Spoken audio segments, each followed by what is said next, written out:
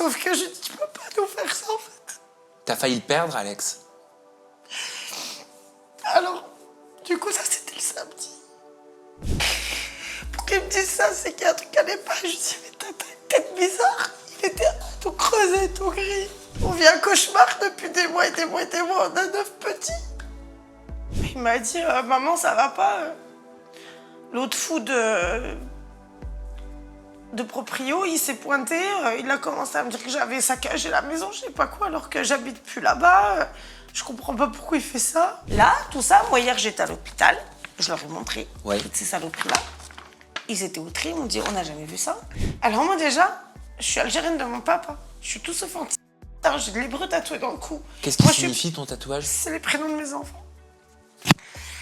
Pourquoi tu les as fait tatouer en hébreu? Qui peut penser que c'est réel, sans déconner? J'étais en colère parce qu'en fait, quand j'allais mal, il m'a laissé tomber.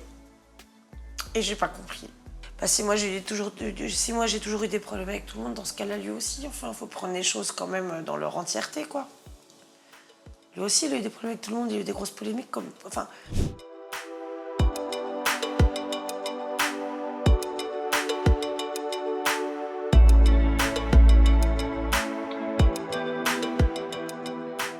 Bonjour Amandine Pélissard. Coucou Sam. Comment ça s'est passé le voyage depuis l'Espagne? Long, très long. Oui. 7 heures de TGV, très long. 7 heures de TGV? Et oui, 7 heures pour venir te voir. Eh ben écoute, merci d'être là pour ma communauté et pour moi, Amandine. Comment ça se passe depuis quelques semaines maintenant, ta nouvelle vie avec toute ta famille, ton mari en Espagne, sauf ton grand, dont on va parler dans quelques instants?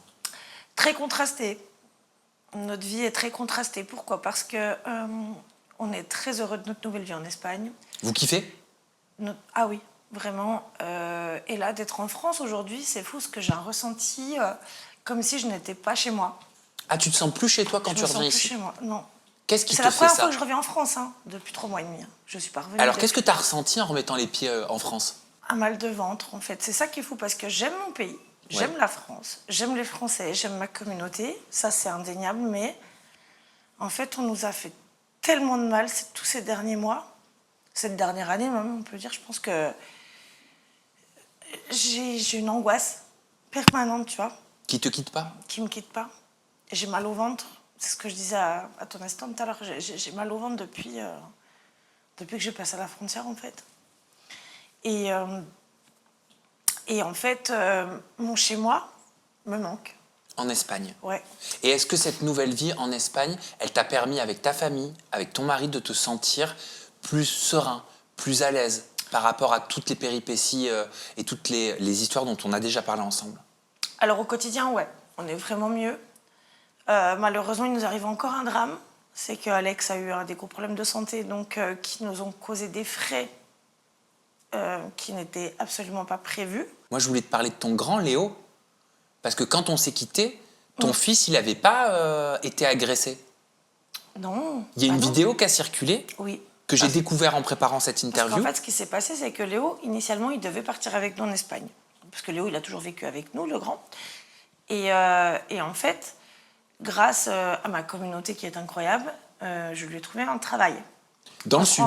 Dans le sud, vers Montpellier. Parce que lui, son souhait était de rester en France. C'était son souhait premier. Parce qu'il se plaisait en France.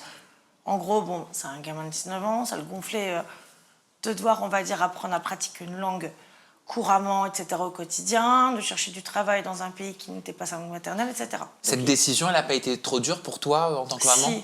Si. D'ailleurs, depuis qu'il est parti, Léo, on s'appelle alors, au moins tous les jours et parfois 3-4 fois par jour.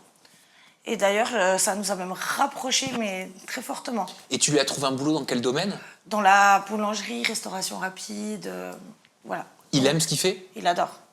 Parce que justement, ce qui s'est passé malheureusement pour mon fils, c'est qu'il a été malheureusement agressé par l'instigateur de notre harcèlement de façon mais ignoble. Il y a les vidéos surveillance du magasin. L'enregistrement son également, donc on entend tout ce qu'il lui dit, tout ce qu'il lui, toutes les menaces qu'il lui profère. Comment tu as découvert cette vidéo? Eh ben, ça m'a été envoyé par ses patrons, parce que les patrons ont déposé plainte, et Léo également, donc il y a eu 2 plaintes de déposées contre ce monsieur. Et on s'est rendu compte qu'en fait, ce monsieur était l'ancien propriétaire du logement qu'on occupait. Est-ce que tu acceptes, Amandine, qu'on regarde la vidéo? Est-ce que tu souhaites qu'on la voie pour que les personnes qui ne l'ont pas vue, qui ne sont pas tombées dessus sur les réseaux sociaux, puissent comprendre de ce dont on est en train de parler et de ce que vous avez vécu au sein de votre famille? Oui, j'accepte que tu la diffuses. Voilà, donc là, c'est ce que tu nous expliquais. Donc, Léo, il est en pause. donc ça, c'est ton fils, c'est Léo. Ouais. C'est sur son lieu de travail, c'est Oui. devant la boulangerie, Oui, il est en pause, dans laquelle il travaille. Donc là, il a le réflexe de rentrer. Heureusement, parce qu'il voulait l'emmener dans sa voiture, en fait. Là, il n'y a pas le son, mais quand on a le son, il dit qu'il veut l'emmener dans sa voiture avec lui. Il voulait l'emmener dans sa voiture? Ouais, c'est pourri. Puis c'est un papa de 3 enfants avec une épouse assistante sociale dans l'éducation nationale. C'est ça qui est le plus vénère, quoi. Quand tu as découvert cette vidéo, quand les patrons de ton fils Léo te l'ont envoyé à ses parents, comment tu as réagi? Ça a été quoi ta première réaction? Bah, à ton avis, ça a été quoi ma première réaction? Je suis à 400 km de mon fils. À ton avis, ça a été quoi ma première réaction? Je sais à quel point cet homme est fou. Je sais ce qu'il nous fait vivre depuis 2 ans. On a emménagé en juin 2023 dans sa maison. L'enfer a commencé en août 2023. À ton avis, ça a été quoi? T'as parlé avec ton fils? Tu l'as eu? Mais mon fils, le premier truc qu'il a fait, c'est m'appeler avant même que je voie la vidéo. Il m'a appelé dès que l'autre l'a agressé. Et Qu'est-ce qu'il t'a dit? il m'a dit maman, ça va pas. L'autre fou de proprio, il s'est pointé. Il a commencé à me dire que j'avais saccagé la maison, je sais pas quoi, alors que j'habite plus là-bas. Je comprends pas pourquoi il fait ça. Il a voulu me frapper, il a voulu m'embarquer avec lui. Il dit que j'ai saccagé la maison, il dit que j'ai chié dans la maison. Enfin, mais des trucs, mais tu t'imagines même pas.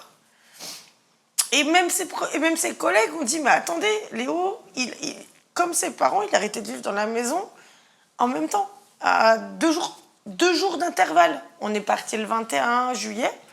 Le 23, il était en colocation avec un copain.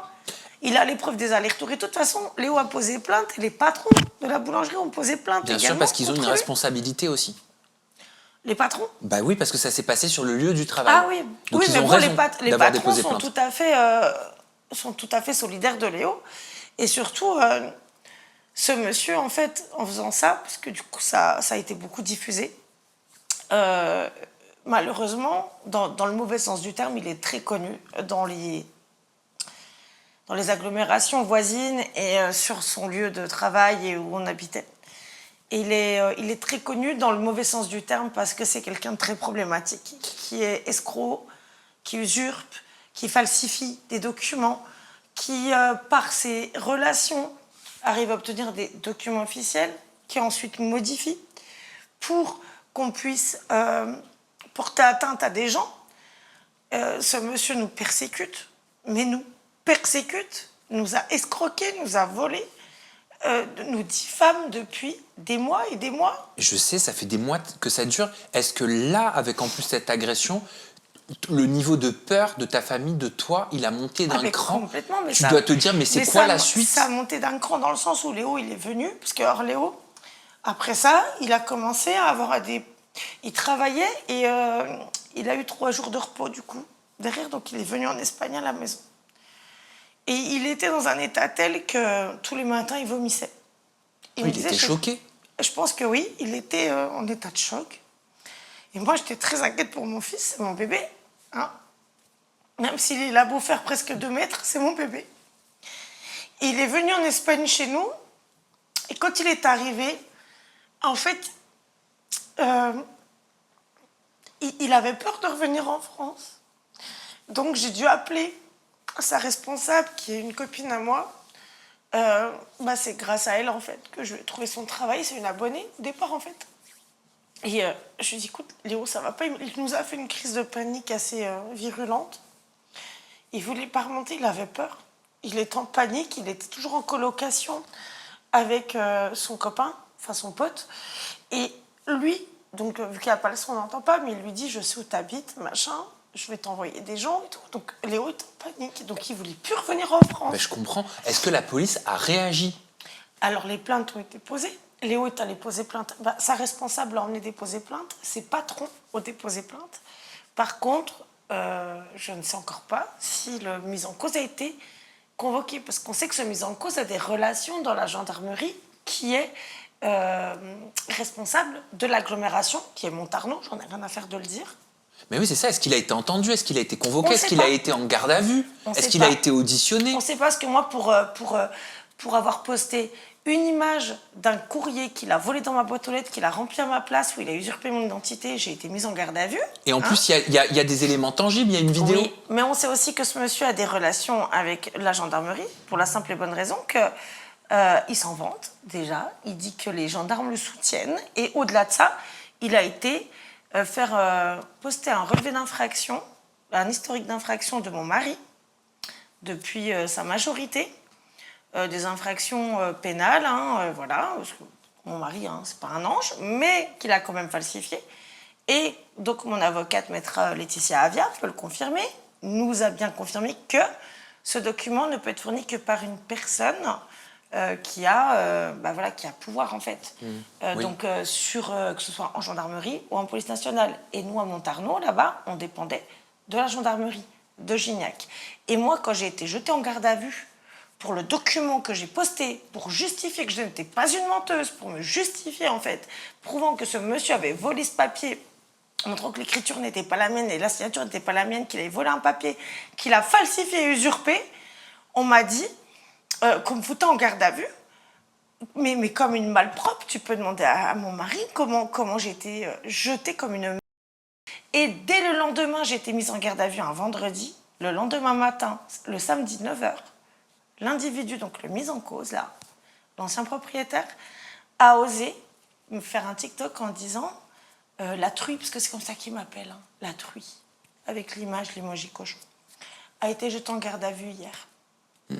Tu me parlais d'Alex. Comment il va, Alex, aujourd'hui, ton mari?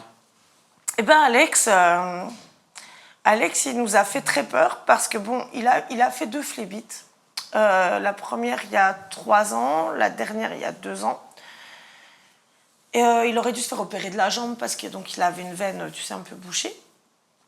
Mais bon, avec les traitements, machin, ça avait été. Et tu sais, Alex, il a une phobie de l'hôpital depuis le décès de son papa, qui est compliquée. Et il nous a fait une grosse peur parce que là, Alex, il a fait une embolie pulmonaire massive du poumon droit. Qu'est-ce que c'est exactement une embolie pulmonaire? C'est l'artère, en fait, du poumon. En fait, en gros, ton cœur, quand il bat, il pompe le sang pour le diffuser à tes organes vitaux, à tous tes organes, en fait. Et en gros, une embolie pulmonaire, c'est quand tu as l'artère qui amène le sang au poumon qui se bouche et qui, dans le plus grave des cas, qui est en général mortel, envoie du sang directement dans les poumons. Donc en fait, Alex n'arrivait plus à respirer. Oula. Il n'avait plus d'air. Donc en fait, il n'avait plus de sang envoyé au poumon pour oxygéner son corps. Et tu parlais aussi du début d'un infarctus. Et il a fait un début d'infarctus. En fait, il y avait 2 caillots. Parce que du coup, il a été dans un état très, très inquiétant. Il a eu un pronostic vital engagé pendant quasiment 72 heures. Et il ne pouvait même pas sortir de son lit, même pour ses besoins primaires. Il y avait des signes annonciateurs, Amandine? Il y en a eu. Il y avait des red flags où ça arrivait d'un coup? Non, alors, il y en a eu, mais qui étaient difficiles à interpréter. Par exemple, donc, il était hospitalisé en urgence le lundi. Ouais. Le samedi matin, un truc tout bête, on a le facteur qui sonne de bonne heure. Bon, c'est samedi, donc du coup, à 8h du matin, tout le monde dort. Et ça sonne, et tu sais, nous, on a 2 appartements, on a 2 étages. Donc, ça sonne au 5e. Donc, il s'est levé, il est monté très vite au 5e. Répondre au facteur pour un colis. Et juste après, j'ai mon fils Adam qui arrive, qui me dit « Maman, papa, il va pas bien, il veut que tu viennes. » Mon mari, il était comme ça sur la table de la cuisine. Il me dit « Je vois tout blanc et j'ai les jambes qui flanchent. Oh là. » Et je dis « Mais qu'est-ce qu'il y a et tout ?» Et du coup, moi, je vais pour appeler les secours. J'ai ma fille, du coup, avec dans l'agitation, ma plus grande qui arrive. Et je lui dis, je prends mon mari, je l'emmène sur le canapé, je dis à Léna, garde-lui les jambes en l'air pendant que j'appelle les secours, j'appelle une ambulance.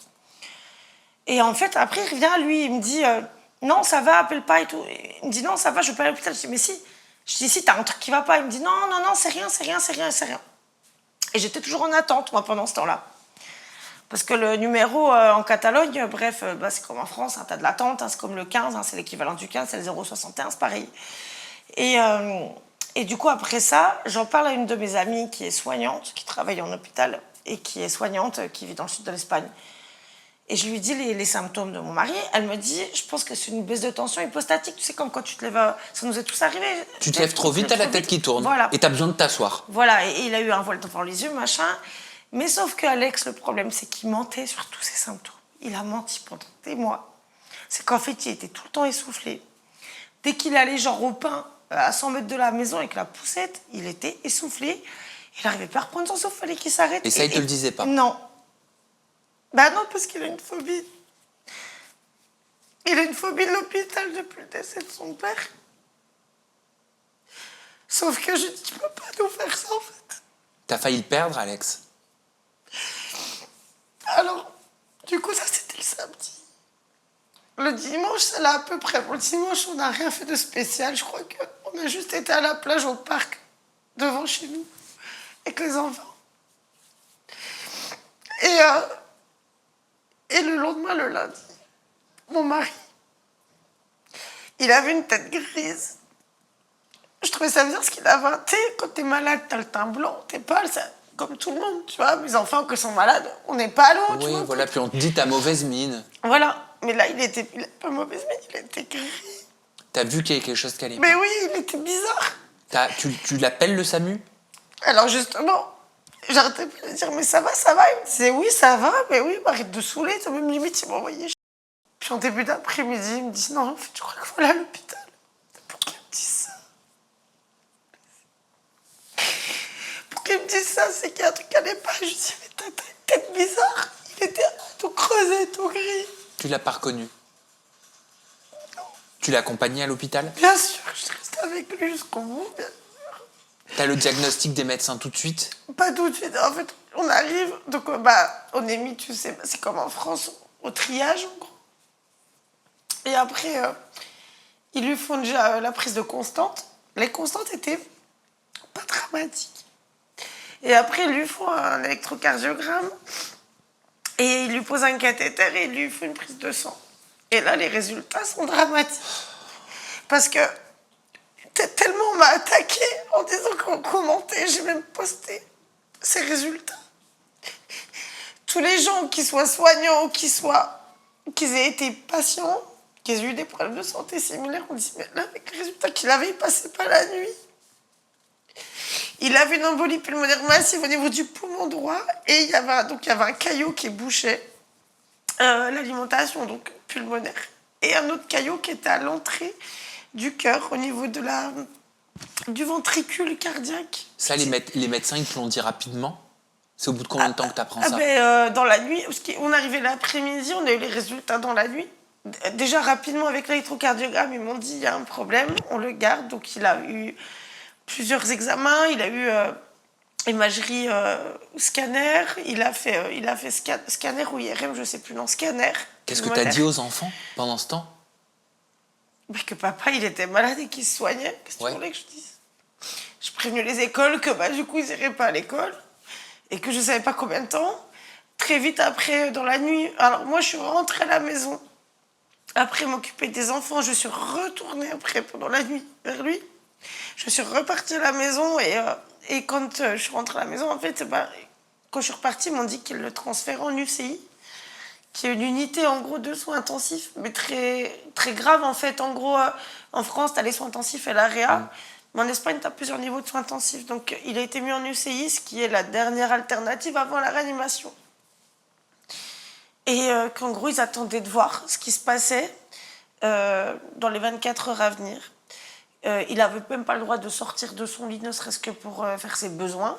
Voilà, il n'avait plus le droit de bouger de son lit. Et là, son pronostic vital était engagé. Et ça a duré 72 heures. Et ensuite, il était transféré, parce qu'ils ont réussi à le stabiliser avec les soins, les traitements. Et ensuite, il était stabilisé, il était passé en soins intensifs. Tu réalises, toi, les mots qu'on te dit?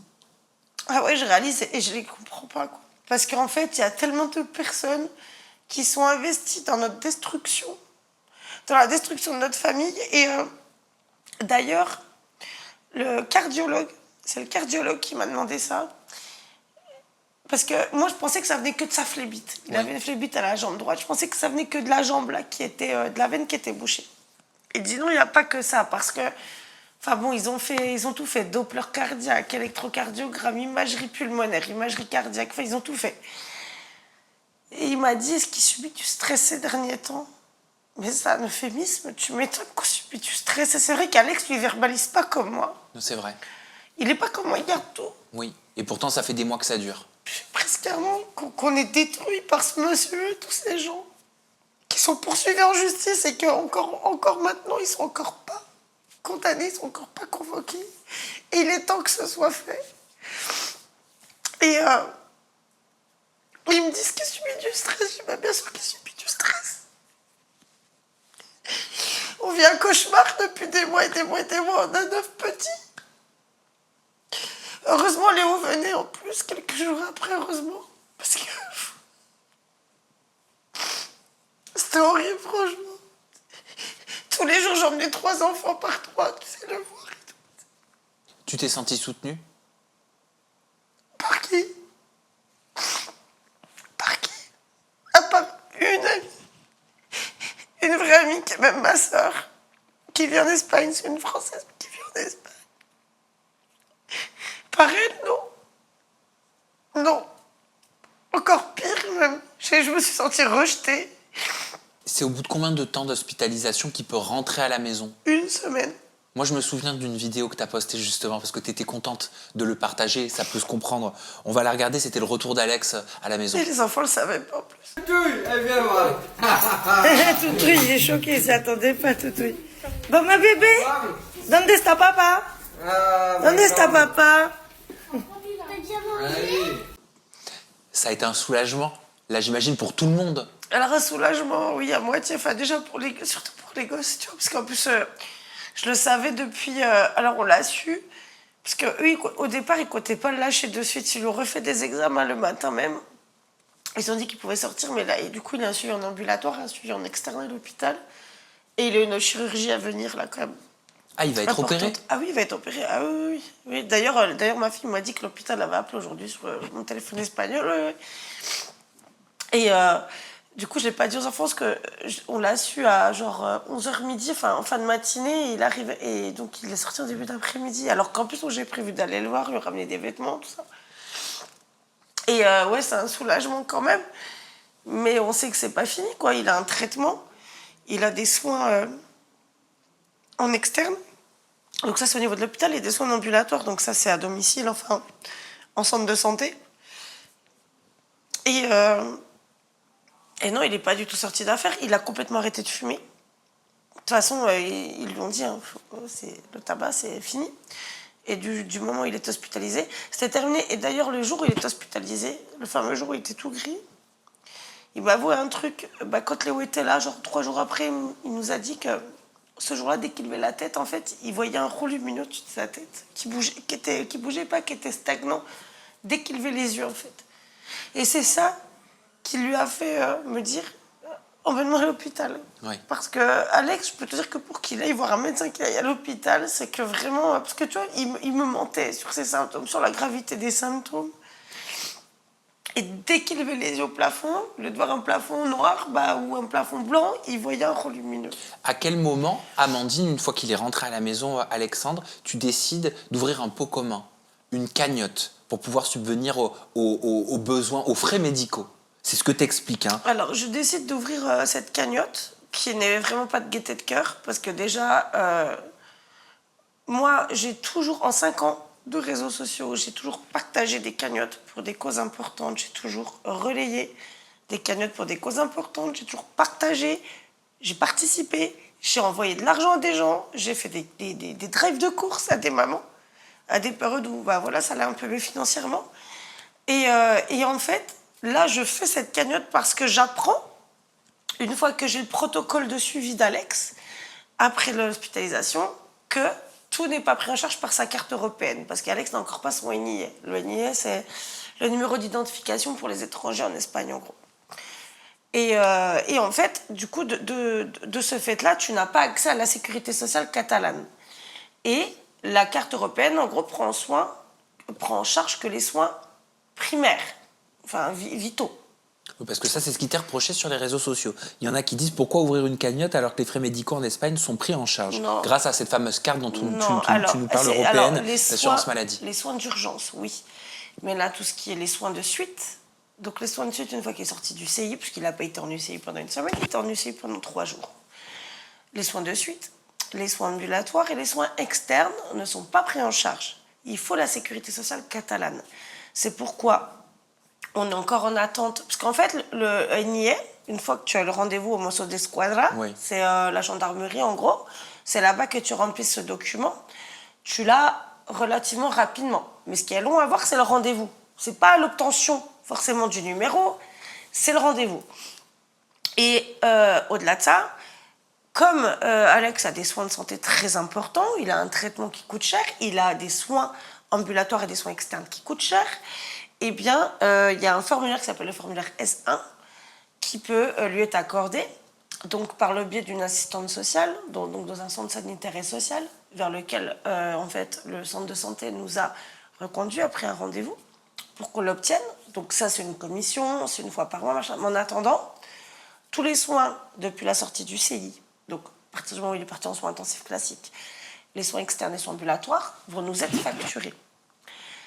Et encore une fois, on se retrouve face à des gens qui utilisent tout pour nous nuire. Je vais te dire, même je fais un gratin, on va essayer de me nuire. Tout ce que je fais, on veut me nuire, on veut me détruire. Et ça, on me le dit, mot pour mot, c'est écrit, l'avocate, les a. Je vais te montrer certains éléments, mais tu n'avais pas peur d'ouvrir cette cagnotte après avoir vécu, tu sais, le bad buzz, entre guillemets, de la cagnotte pour le départ en Espagne. Alors, tu sais que cette cagnotte...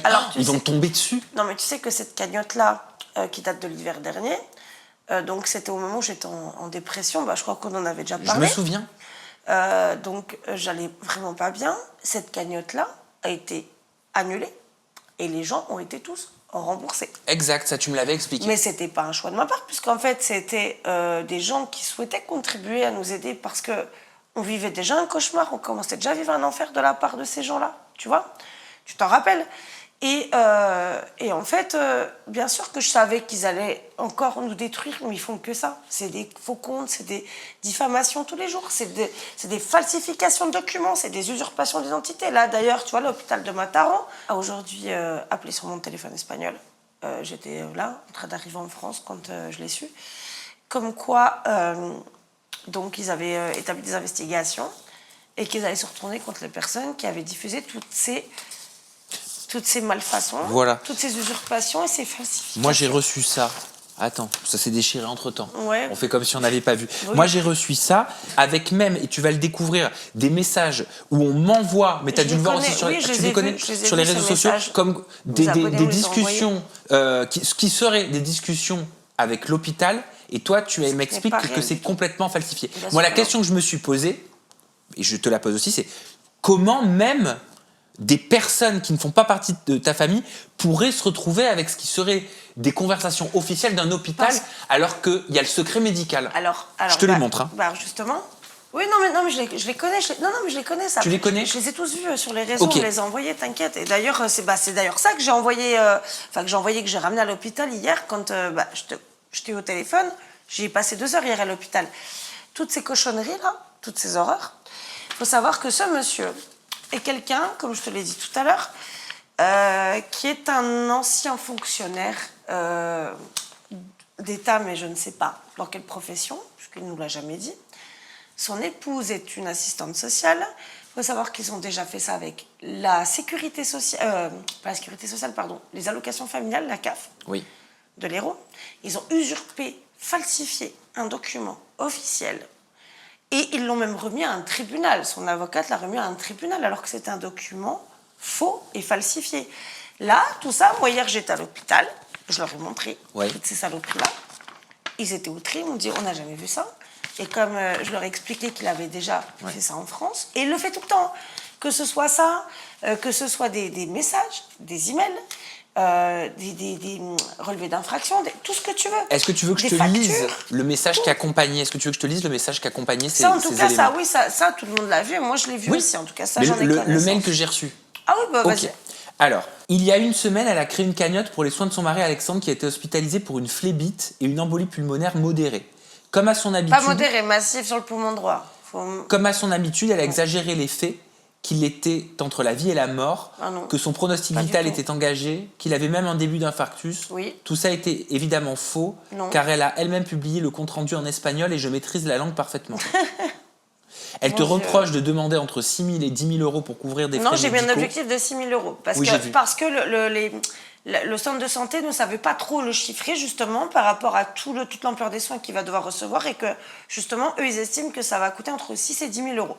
Et Ça donc, va très vite, les soins de santé. Et donc, en gros, dans ce qui serait la conversation de l'hôpital, de ce qu'ils mettent sur les réseaux sociaux et de ce qui est envoyé par mail, j'imagine que je ne suis pas le seul Ah bah non à recevoir ce type de document. Mais ils spamment tout le monde. En gros, la conversation, l'hôpital dirait « Nous vous informons que la facture a été entièrement prise en charge par le service Faux. public de santé, etc. Archi faux. Et d'ailleurs, bon, il y a beaucoup d'incohérences dedans, de toute façon. Et surtout, au-delà de ça, comme je te dis, comme cette femme est assistante sociale, elle a des contacts aussi, j'imagine, au niveau de la sécurité sociale et de la CAF, puisqu'ils ont déjà réussi à falsifier des documents de la CAF officiels. J'ai même posté, il y a encore les vidéos en ligne sur mon TikTok, qui m'ont valu d'ailleurs beaucoup de reproches et beaucoup de problèmes, mais j'ai réussi quand même à les laisser maintenus, parce que là, on a la preuve qu'il falsifie des documents. Et ce monsieur ne fait que ça. Il extorque de l'argent, il escroque les gens, il falsifie des documents, il modifie la réalité, il usurpe des identités. Mais Amandine, comment tu le vis tout ça? Ça fait À ton un avis, an. comment je le Ça vis fait un an À ton que avis, tu vis comment ça, je que le vous vis vivez ça avec ta famille. Comment je le vis Ton mari, D'après toi, il a été comment je le entre vis la vie et la mort et Ah tu oui, puis on dit découvres que c'est ça. pas vrai. On dit que c'est pas vrai. Mais ça fait beaucoup pour une seule et même personne. À ton avis, comment je vais? Tu trouves que je vais bien, toi? Je sais pas, quand tu m'as vu le premier truc que tu m'as dit, ouais, t'as maigri. Ah, c'est sûr, mais je fais pas de régime. Hein. À ton avis, comment je le vis? C'est tous les jours, c'est ce que je disais à ma seule amie, en fait. Tous les jours, on se dit, qu'est-ce qu'ils vont encore nous jeter à la tronche? C'est ça. Parce que là, de ce qu'ils mettent sur les réseaux sociaux, de ce qu'ils envoient, ils remettent en cause ton intégrité. Bien sûr, ouais. Tu vois, ils remettent en cause ton honnêteté. Et toi, ton avis, c'est quoi, franchement? Mais je me dis que ça doit être dur à vivre quotidiennement de se battre, d'avoir en plus une tuile qui nous tombe dessus, comme ça t'est tombé avec Alexandre et la santé, on ne sait jamais quand elle nous tombe dessus. Ça s'appelle de la diffamation, de la persécution, tu as de meute. C'est pourquoi tous ces gens sont poursuivis en justice. Mais ça peut plus durer. Mais non, c'est pour ça qu'il faut absolument qu'ils soient vite poursuivis. Enfin, ils sont poursuivis. Parce qu'on faut qu'ils soient vite convoqués, c'est surtout ça. On peut être pour ou contre une cagnotte, mais à ce que je sache, c'est pas illégal de faire une cagnotte. Alors déjà, c'est pas illégal. Et le pire, c'est qu'il y en a qui me reprochent, tu sais, parce qu'une fois, j'ai dit dans une vidéo, j'ai dénoncé une cagnotte que je trouvais illégitime, parce que c'était une période, justement, où je partageais beaucoup de cagnottes. Laquelle? Justement, je vais t'expliquer. C'était une période où je partageais beaucoup de cagnottes. Je participais, j'envoyais beaucoup d'argent, je faisais même des courses, comme je te dis, à des mamans qui étaient dans le besoin et tout. C'était une cagnotte pour un logement de vacances que des frères et sœurs voulaient retaper, enfin faire des travaux de confort dans un logement de vacances de leurs parents, je ne sais plus, leur père, leur mère, bref. Et qui me demandaient, qui me disaient que c'était vital, machin, pour refaire les travaux de confort de ce logement de vacances, une résidence secondaire. Parce que, du coup, comme ils se le partageaient entre les frères et sœurs pour l'été, les vacances, machin, ils n'avaient pas les moyens de financer les travaux. Donc, j'avais fait une vidéo, effectivement, disant que... parce que c'était une période, quand je te dis, où je partageais beaucoup de cagnottes légitimes. Je participais à beaucoup de cagnottes légitimes. J'envoyais beaucoup d'argent à des gens légitimes. J'avais fait même des drives de courses à des mamans qui peut-être même n'étaient pas légitimes. Parce qu'a priori, il y a des trucs où je me suis fait entuber. Bref, peu importe. C'était de la nourriture, donc c'est pas grave. Eh ben, on m'a quand même dit, on a fait un montage, tu sais, avec des raccourcis, parce que je disais, en fait, mais sortez-vous les doigts du cul pour des travaux pour un logement secondaire, en fait, on fait pas de cagnotte, quoi. Là, je parle de soins de santé. Je parle de soins de santé. Après, on me dit que j'ai pas fait les choses correctement, dans l'ordre, quand on est parti à l'étranger, mais on les a fait les choses correctement. Alex, même sa carte, était en expiration. J'ai la photo de sa carte d'identité. Sa carte d'identité française était expirée. Donc déjà, il a fallu la refaire avant qu'il puisse pouvoir prétendre à son INIE. Et il y a des délais incompressibles. Tu as des délais incompressibles pour obtenir ton... mais comme en France et comme partout, pour obtenir ta carte de sécu catalane, espagnole, peu importe, enfin, française aussi. Enfin, tu vois, tu as des délais dans tous les cas. Tu n'es pas Enfin, c'est pas tu claques des doigts, ça arrive tout de suite. Évidemment qu'on s'était pas dit, Alex va faillir de crever ce lundi-là, et puis du coup, on va se retrouver dans la merde, quoi, avoir des soins à payer, quoi, tu vois. Enfin, c'est pas plus compliqué que ça, enfin, je sais pas. Et on me dit, ouais, t'as pas fait les choses comme il faut. Pourquoi toi, t'avais déjà fait ta nonne? Moi, j'avais déjà fait ma nonne, parce que ma carte française d'identité, elle n'était pas expirée. Donc, j'ai pu faire ma demande déjà auprès du consulat de Montpellier. Et je l'avais fait en plus, je comptais même pas le faire avant de partir en Espagne, je comptais le faire sur les lieux. Parce que la plupart des expats, des Français, le font en arrivant en Espagne. Sauf que, quand on était dans les recherches de logement, beaucoup de propriétaires ou d'agences demandaient déjà le NIE. Donc, j'avais anticipé en faisant déjà la demande. Alex, lui, avait sa carte expirée en cours de renouvellement. Et en plus, dans l'Hérault, dans le 34, c'est hyper long. Il a mis quasiment 2 mois à avoir son renouvellement de carte d'identité. Donc, à un moment donné, tous les gens qui sont tributaires et qui vivent les délais de l'administration le savent. Mais parce que c'est moi, il faut qu'on me tombe dessus, tu sais. Il faut qu'on bam, tu vois, toujours plus, quoi. Et là où ça devient grave, donc tu m'as dit que tu voulais voir les éléments qu'ils m'ont envoyés par email, je vais te les montrer. Les photos, mais je pense que tu les connais parce qu'elles sont de toute façon sur les réseaux sociaux. Tu as dû voir, moi, il y a un truc qui m'a choqué dans la démarche et dans la façon de faire, c'est que ils essaient de te faire passer, je pense, tu me dis si c'est comme ça que tu l'as pris, mais pour une personne. Alors ça, c'est gravissime. Parce qu'ils marquent hashtag, alors, ils mettent hashtag Amandine Pélissard, hashtag... Ça, c'est sachant que... Alors attends, je peux faire une parenthèse. Oui. Sachant que quand ce harcèlement a commencé cet hiver, il y avait déjà eu quelque chose que j'avais dénoncé. C'est qu'on se foutait de ma... Parce que j'ai un tatouage en hébreu dans le cou. Tu vois, j'ai un tatouage en hébreu, ok. Et une des principales qui est poursuivie dans le communiqué de poursuite de mon avocate, a dit, se foutait de ma par rapport à mon tatouage, et a dit un truc ignoble du genre, je joue au foot avec la tête d'Ilan Halimi. Je sais qui est Ilan Halimi. Tu vois quand même, tu vois la médiocrité des gens. Alors moi déjà, je suis algérienne de mon papa, je suis tout sauf anti. J'ai de l'hébreu tatoué dans le cou. Qu'est-ce qui signifie ton tatouage? C'est les prénoms de mes enfants. Pourquoi tu les as fait tatouer en hébreu? Parce que justement, en fait, je suis pour l'unification de tout le monde, en fait. Tu vois? Où tout le monde va aller se faire tatouer, parce qu'on voyait beaucoup de choses. Tatouer en arabe, comme je suis moi déjà arabe, ou en chinois, ou enfin, tu vois. Parce que je suis vraiment, mais pour que tout le monde soit en paix, en fait. Puis il faut arrêter cette haine. Mais ça, tu le vis comment? C'est-à-dire qu'ils apposent ton nom à un mot qui est quand même et c'est lui qui a détruit sa maison, et c'est lui qui a écrit ça. Oui, et on va le voir. Et il me joigne. De toute façon, il sait... Je ne vais pas dire le mot, parce que ça va être coupé. Il est foutu. Il s'est foutu tout seul quand il a agressé Léo, parce qu'il a dit face caméra qu'il était rentré dans la maison alors qu'il n'était pas censé avoir les clés. Il avait dit à lui qu'il n'avait pas de clés, il n'était pas censé rentrer avec aucune autorisation avant l'état des lieux, qui devait avoir lieu le 2 septembre. Et comme je t'ai dit, après avoir agressé Léo, il a l'huissier pour qu'ils fassent l'état des lieux plus rapidement. Ils ont dû appeler un de leurs collègues en vacances parce que les 2 personnes en charge du dossier étaient en congé. Ils en ont appelé un qui n'était pas loin parce qu'ils n'en pouvaient plus. Donc, ils n'en pouvaient plus. Ils m'ont joint cet article. La preuve qu'il est allé dans le logement et qu'il a pu faire tout ce qu'il a voulu. Tu me vois, moi, écrire des trucs sur un mur, franchement. Est-ce que c'était prévu, ça? Parce que moi, ils me joignent cet article. Oui, ça, je l'ai vu passer, ça.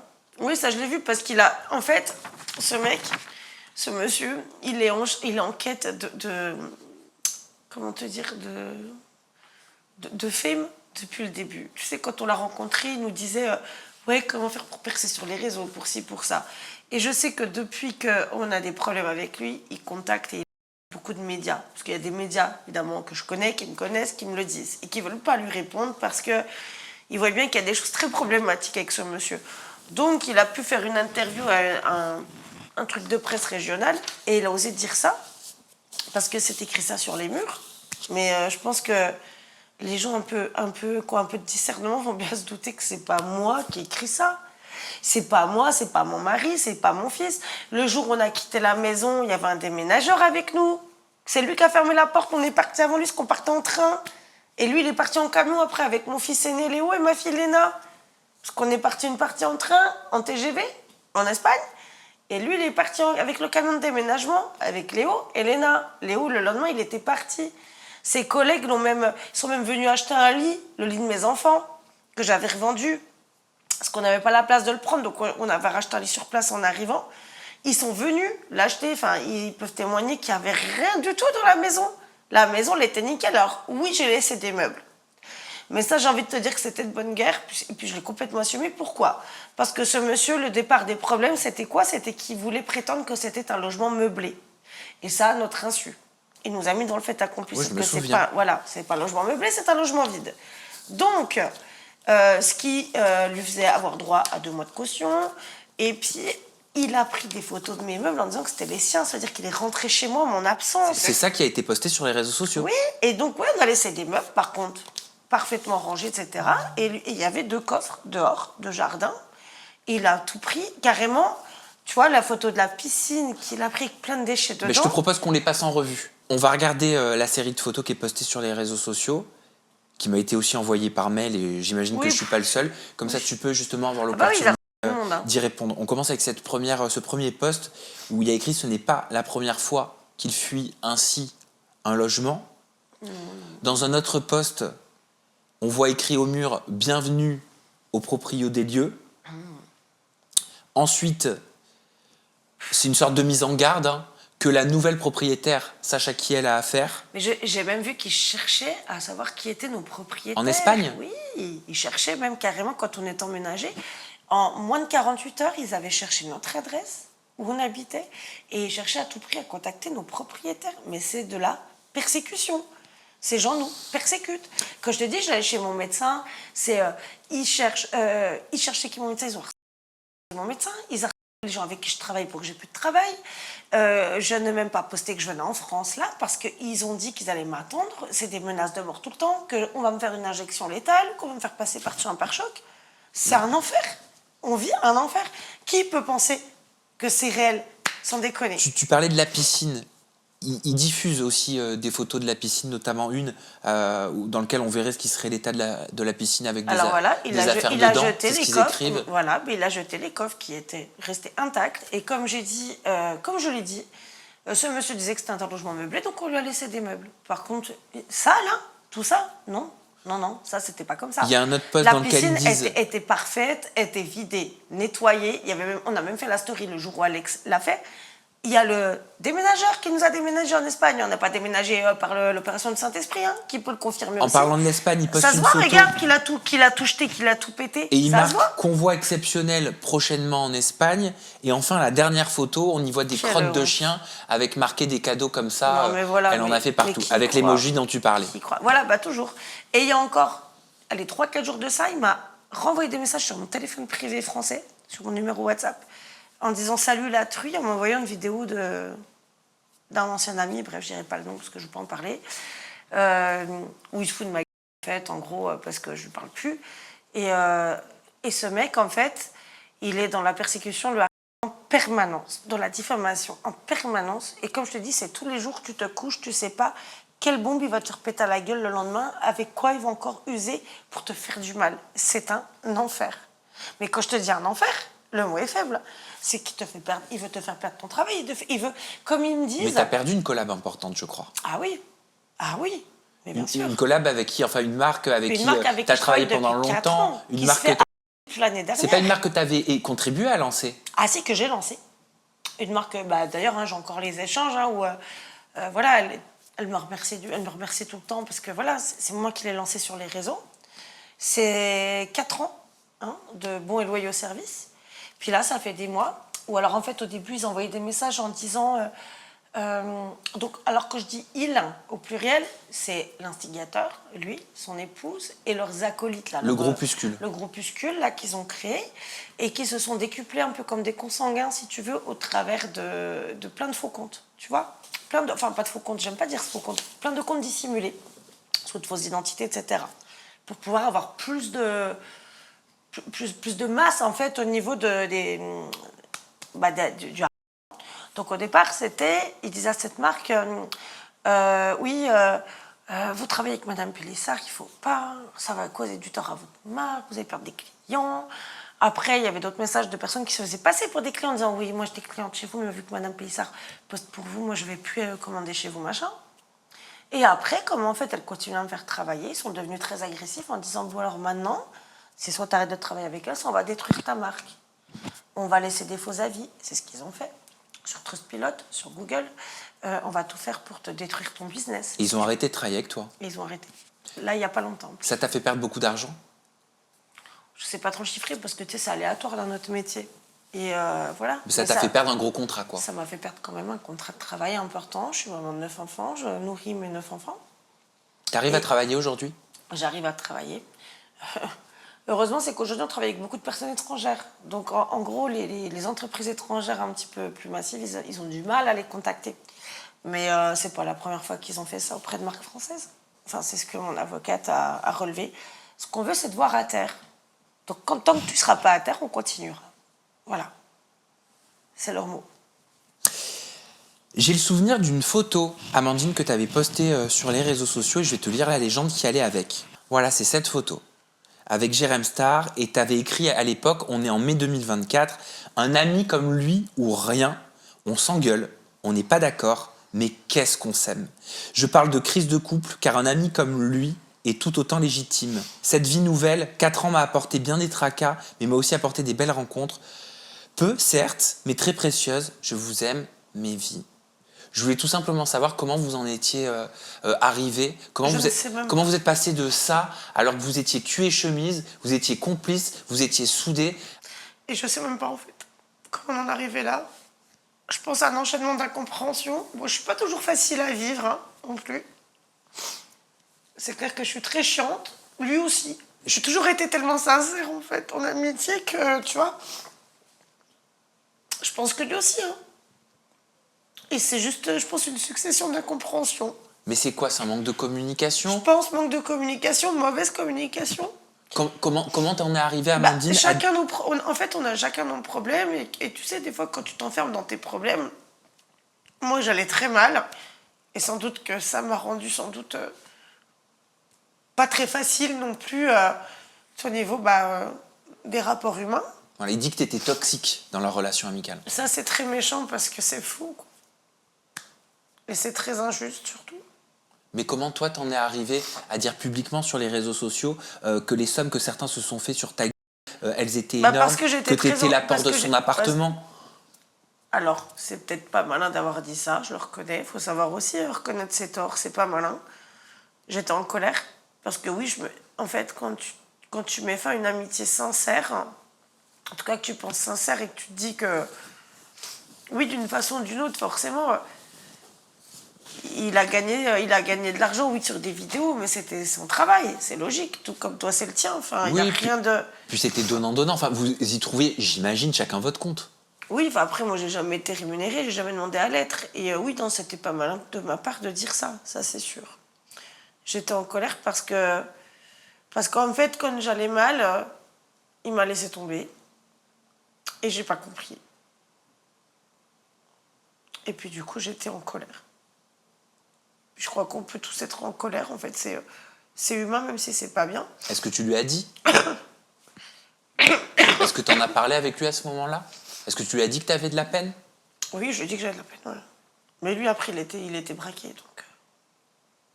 Mais il sait à quel point j'étais sincère dans notre amitié, toujours. Il le sait très bien, Jérém.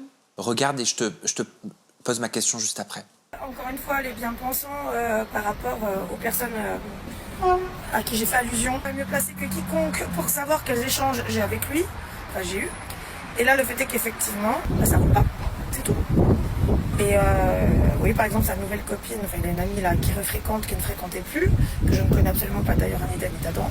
Moi, à une époque, quand j'ai commencé à le côtoyer, il m'a dit toutes sortes de choses aussi qui ne lui convenaient pas à propos de cette personne et que du coup, il la fréquentait plus. Et là, il la refréquente depuis quelques mois. En colère, voilà. Je pourrais te parler. Mais t'as le droit d'être en colère, t'as le droit de dire j'étais en colère. Non, mais non, mais en plus, moi, cette fille, j'ai rien contre elle. Tu parlais d'Emma. Non, mais j'ai pas envie de parler de ça. Franchement, j'ai pas envie que... Non. Mais pourquoi? Parce que Parce que voilà, j'étais en colère, c'est tout. J'étais en colère, on venait de se disputer. Tu sais, enfin, entre nous, qui n'a jamais été en colère, qui s'est jamais disputé. Mais t'as le droit de reconnaître, t'as le droit de dire bah ouais, j'aurais pas dû, j'étais en colère. Cette fille, elle a l'air adorable, j'ai rien contre elle du tout. Bah voilà. C'est tout, c'est que moi j'étais en colère, j'étais blessée. Je te repose la question. Tu fais chier parce que ça, c'est vraiment pas, c'est pas de circonstance, quoi, tu vois. Bon, pas Emma. Mais ouais, mais ça fait partie des questions du public. Hein. Non, mais alors là, pour le coup, Emma, on m'a pas beaucoup parlé. Hein. Non, mais par rapport à tout ça, par rapport aux stories Oui, que t'as mais faites, moi c'est légitime que je te les montre. On a fait un travail, donc Mais ça, c'est je normal. le sais, je l'ai vu, mais bref, voilà, je venais de me prendre la tête avec lui. Enfin, t'as déjà été en colère contre quelqu'un. Voilà, c'était juste que cette fille-là, il m'avait. Eh ben alors, à tu l'époque- me Non, permets j'ai de te pas poser envie- la question? Non, j'ai pas envie de parler de ça, parce qu'elle elle a rien fait, elle a rien à voir là-dedans, j'ai pas parlé d'elle. Ok, bah alors je finis mon sujet. Oui, bah oui. Ok. Mais juste, elle a rien à voir dans tout ça, donc non. Bah, mais là c'est toi pour- qui parles d'elle. Oui, justement, c'est ce que je te dis, j'étais bête parce que j'étais en colère. Moi je trouve que ça s'explique. Mais- Oui, ça s'explique, mais j'ai pas envie de m'étaler sur le sujet, j'ai pas envie de mettre des gens mal à l'aise qui ont rien à voir là-dedans, en fait. Ok. Tu comprends? À un moment donné aussi dans une story, tu sembles lui reprocher d'être responsable de ton passage devant le juge des enfants à cause d'une vidéo que vous aviez faite ensemble. Est-ce que ça tu confirmes toujours aujourd'hui? Alors, ça a été mal interprété, en fait. Ce que j'ai dit et ce qui est réel, et ça, il le sait depuis le jour où je suis passée devant le juge, parce que le jour en sortant du cabinet du juge, je lui ai dit, je ne suis pas passée devant le juge parce qu'on a fait ce reportage. Ce que j'ai dit, c'est que le juge me parlait de ce reportage. On est passé devant le juge parce que mon mari et moi, on s'est lancés sur les plateformes privées. Fin 2022. On est passé devant le juge pour enfants en 2020, ouais, mi-2023. Et effectivement, le juge pour enfants m'a parlé de ce reportage. Et c'est réel, mais il le sait depuis le début, ça. Mais j'ai jamais dit que je suis allée devant le juge à cause de ce reportage. Non. Par contre, le juge m'a fait état de ce reportage qui était beaucoup cité dans les signalements anonymes faits sur Pharos. Il y a eu à peu près 800 signalements anonymes faits sur Pharos concernant notre reconversion sur les plateformes privées, mon mari et moi. Et effectivement, ce reportage, où il y a eu aussi beaucoup de mise en scène dedans, enfin, c'est un tournage, a été cité par le juge. Mais j'ai jamais dit que j'ai été devant le juge à cause de ça. Le juge m'en a parlé. Oui, donc néanmoins, oui. donc- Et il le sait depuis le début, ça, en plus. Il y a Donc rien tu de te secret, quoi. déresponsabilises pas comme lui il semble le dire sur les Non, réseaux. pas du tout. Bah, pas du tout. Le reportage, on l'a tourné. Même avec Alex, on avait pris la parole en live à l'époque. Parce qu'il y avait une fausse scène qui était faite comme si on faisait crac-crac Oui. devant lui. Mais on faisait rien du tout. On était habillés. Et nous, on avait même la vidéo originale, on était complètement habillés. Et il faisait genre que, tu sais, on faisait crac-crac, tu vois. Comme les joujoux qui étaient sous le canapé. Ouais, je c'est me souviens. pareil. Les joujoux, enfin, on ouvre les canapés, on voit bien qu'ils sont tous alignés, machin. Ils sont dans un sac en haut d'un placard à 2 mètres de haut d'habitude, tu vois. Et on n'a jamais fait cette scène où on faisait crac-crac. C'était la mise en scène. Et juste ça, bah oui, enfin, je l'avais déjà précisé à ce moment-là, parce que quand ça nous est tombé dessus, on l'avait précisé avec Alex en live et en vidéo plusieurs fois. Mais par contre, faut pas faire l'amalgame entre dire que le juge nous a parlé de cette vidéo et dire qu'on s'est retrouvés à cause de cette vidéo devant le juge. C'est pas la même chose. Là est toute la différence. Et oui, le juge nous a parlé de cette vidéo, oui, effectivement. Il finit en disant qu'il t'invite à faire un travail sur toi-même et qu'il comprend pourquoi tu as toujours eu des problèmes avec tout le monde.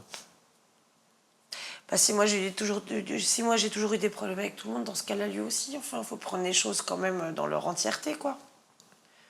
Lui aussi, il a eu des problèmes avec tout le monde, il a eu des grosses polémiques, enfin, qui n'a jamais eu de problème avec personne? C'est juste que moi, ouais, je suis peut-être un petit peu trop grande gueule, un petit peu trop entière, et je transparais un peu trop ce que je vis, peut-être, justement. T'as été déçu? Triste? Triste. Triste? Oui, très triste. Bah, je pense qu'en fait, on n'avait pas le même degré d'amitié, les deux. Je pense que lui, il est plus habitué à ce milieu-là que moi, parce que, bah, évidemment, ça fait beaucoup plus longtemps qu'il est dans ce milieu-là. Et qu'il a un détachement que moi, je n'ai pas. Alors, attention, hein, je ne parle pas de dépendance affective, parce qu'il y a très peu de gens à qui j'ai donné l'amitié que je lui ai donnée. Parce que pour moi, il comptait beaucoup.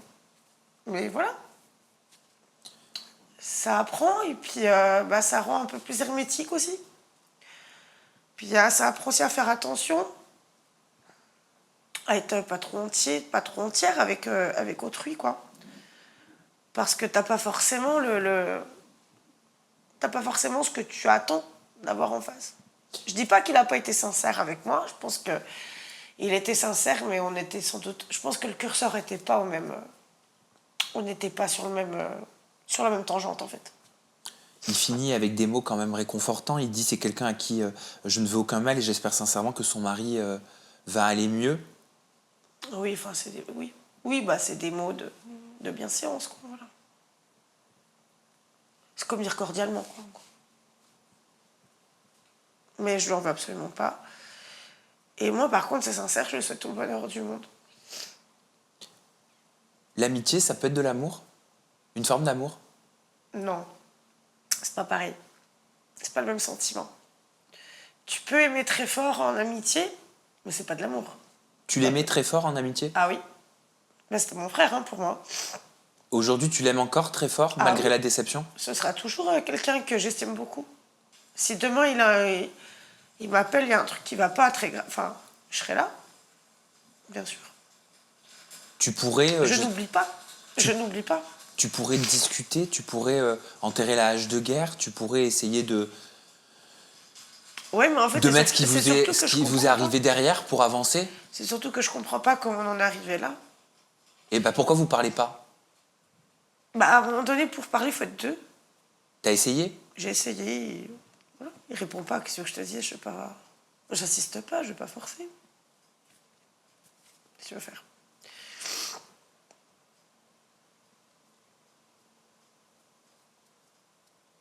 C'est comme ça. Ça t'a fait beaucoup de déception en fait.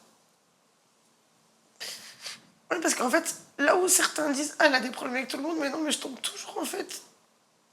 Je sais pas, je suis née sous une mauvaise étoile, je pense. J'ai. Je sais pas quand j'aurai plus d'épreuves dans ma vie. C'est une succession d'épreuves, un enchaînement tout le temps. Je sais pas quand j'aurai la paix, je veux juste la paix. Je veux juste vivre en paix, je veux juste qu'on me foute la paix. Je veux juste être heureuse, c'est tout. Je comprends pas pourquoi on toujours. T'as des gens comme ça dans leur vie qui enchaînent toujours les galères plus que les unes que les autres et je comprends pas pourquoi. Est-ce que c'était comme ça avant la célébrité? Oui. Depuis que je suis née, c'est comme ça. J'ai eu une enfance de merde, une adolescence de merde. Oui. T'es habitué, mais c'est lourd. Au bout On d'un peut moment. pas s'habituer au malheur. On peut pas s'habituer à être malheureux, c'est pas possible. La seule chose qui me rend heureuse aujourd'hui, c'est mes enfants. Mon mari, c'est tout. Et j'ai une amie précieuse, mais vraiment précieuse. Elle se reconnaîtra. Qui est ma sœur. Qui est comme ma sœur. Mais tu sais, à force d'être bousillé, d'être abîmé, bah t'es usé. C'est comme des plaquettes de frein quand t'arrives au disque, tu vois. Bah je suis au disque, ouais, je suis même sur la jante, là je peux plus, quoi. J'ai plus de plaquettes de frein, j'ai plus de pneus, j'ai plus rien. Mais ce que je comprends, c'est qu'il faut que ce procès pour Arthur, il arrive très rapidement. Parce Oui, qu'il faut que cette... En fait, c'est un tout. Il faut que cette situation, elle s'arrête. Il faut que ça cesse. Ah ouais, tout ce mal qu'on nous fait, toutes ces diffamations, tous ces mensonges, toutes ces horreurs tous les jours sur notre famille. Surtout. Tous ces comptes. Je sais pas si t'as vu ces comptes dégueulasses. De caricatures sur mes enfants, d'horreur, d'abnégation, d'insultes, de diffamations sur mes gosses, sur moi, sur mon mari. Mais tu as vu? Tu as vu ce qu'ils osent faire? Ce sont tous des parents, ils ont des enfants. Mais même moi qui détesterais quelqu'un, jamais de ma vie je ferais un truc comme ça. Tu sais quand est-ce qu'il va y avoir des auditions, des convocations, quand est-ce qu'il va y avoir potentiellement une Après, mon audience? avocate avant la fin de l'année. Donc Elle a avant déjà la- eu des retours parce qu'il y a trop parquet de saisie. Il y a le parquet de Montpellier, le parquet de Paris, le parquet numérique. Mon avocate, ça va être Ravia. Et d'après la fin de l'année, là, ils seront entendus. Parce qu'en plus, les plaintes au parquet sont parties au début de l'été. Donc après, tu as les vacances judiciaires, etc. Donc ça prend toujours toujours du temps. De toute façon, en France, tout prend du temps, comme partout, j'ai envie de te dire. Mais d'après la fin de l'année, ils seront... On est d'accord que tu vas pas baisser les bras. Jamais. Tu continueras de te battre. Ah oui, bah, de toute façon, tout est enclenché, là, ça y est, la machine judiciaire, elle est lancée, et c'est aussi ça. Aussi, les difficultés financières viennent aussi du fait qu'on est dans des frais judiciaires depuis la procédure en civil qui nous a déjà coûté quasiment 10 000 euros. La procédure en civil, quand ils voulaient requalifier le bail, quand j'ai voulu requalifier le bail en logement vide et que lui demandait renvoi sur renvoi et qu'à chaque fois c'était des frais et des frais. En plus, comme mon cabinet d'avocat à l'époque, c'était un autre cabinet d'avocat qui était déjà un cabinet parisien, il fallait prendre une postulante sur Montpellier, vu que c'était jugé à Montpellier. Oui. Enfin, c'était frais tout le temps, quoi. Et en fait, ça nous a coûté énormément d'argent, le peu de sous qu'on avait de côté, entre les frais de justice, le déménagement, les frais de déménagement, voilà. De toute façon, on va continuer de te suivre sur les réseaux sociaux pour que tu puisses nous tenir au courant. On te retrouve sur ton compte Instagram. Ton compte Instagram, c'est amandine.pelissard.off. Ton compte TikTok, c'est amandine.pelissard.off. De toute façon, tu l'alimentes, tu donnes des nouvelles. Peut-être, il faudrait que tu donnes un petit peu moins d'indications. Genre de là où tu te trouves, ou ton balcon, ou tout ça. Hein, petit conseil. Parce que, vu que tu es scruté comme ça... Ah oui, c'est horrible. Hein, c'est protège-toi. Tu dis que ça fait des zooms sur un palmier pour voir où c'est. Je sais. D'ailleurs, j'ai même pas dit que j'étais là. Tu vois, là, alors on se parle, personne ne sait que je suis Continue de te protéger et j'ai hâte pour toi que ces audiences, elles arrivent très vite parce que t'en as besoin. Ah oui, vraiment. T'en as besoin pour pouvoir passer à autre chose et pour pouvoir avancer, mais ça finira par arriver. Je sais que ça paraît toujours plus simple à dire. Il faut entendre aussi parce que les gens font beaucoup l'amalgame entre le cyber et le harcèlement. Parce qu'en fait, là, on n'est pas dans le virtuel. C'est des gens qui rentrent dans nos vies. En fait, c'est pas... Parce que quand on dit t'as qu'à arrêter les réseaux, c'est réglé. Mais non. Mais c'est ton métier. Déjà, de un, c'est mon métier. Et de deux, les réseaux sociaux, en fait, à un moment donné, ne se limitent pas aux réseaux sociaux. Ces gens-là ne se cantonnent pas à mettre des commentaires. Mais on l'a vu. Voilà, ils rentrent dans ta vie. Voilà, ils te détruisent ta vie. Ils veulent te détruire. Et c'est de la destruction massive au quotidien. Ils font tout pour te trouver, te scruter, avoir des indications sur où tu es, où tu te trouves. Et en plus, si tu as le malheur d'avoir des gens dans tes détracteurs qui ont des contacts, qui leur permettent d'obtenir des informations personnelles qui puissent après, en plus, les falsifier, les falsifier et usurper, jusqu'à usurper une administration française quand même, hein, devant un tribunal, hein, que l'avocate a mis au tribunal, que je dis c'est très grave, quoi, tout ce qu'ils nous ont fait, usurper l'identité de l'hôpital, etc. Enfin, en Espagne. Hein, et partout, en fait, tout ce qui touche à notre vie, ils veulent le massacrer. Ils ont arrêté l'école de mes gosses, qui ont dû carrément débrancher leur téléphone pendant une semaine, avec l'inspection académique qui a dû porter plainte contre eux. C'est un cauchemar. Ils veulent faire de ta vie un enfer, ils te le disent ouvertement. Ils te disent, on veut te détruire, on veut te voir à terre. Donc, tant que t'es pas à terre, on ne s'arrêtera pas.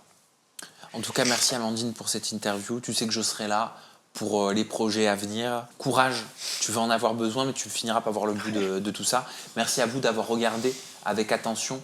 Je sais que vous allez commenter aussi avec bienveillance. Voilà. J'espère, hein, parce que la malveillance, on en mange assez, c'est bon. Et peut-être que tu en as besoin, un peu. De malveillance ? Non, de bienveillance, ah, oui. d'un petit peu d'amour et de commentaires qui font du bien et qui font chaud au cœur. Voilà. Donc si vous avez envie de faire un petit acte gratuit et d'apporter un petit peu de baume au cœur à Amandine, un petit message sur ses réseaux sociaux bienveillants. Voilà, ça fait toujours du bien. C'est sûr. Hein, c'est pour ça que je dis la malveillance, on en mange assez. Bisous Amandine, bisous à vous. Sam. Bye Merci. bye.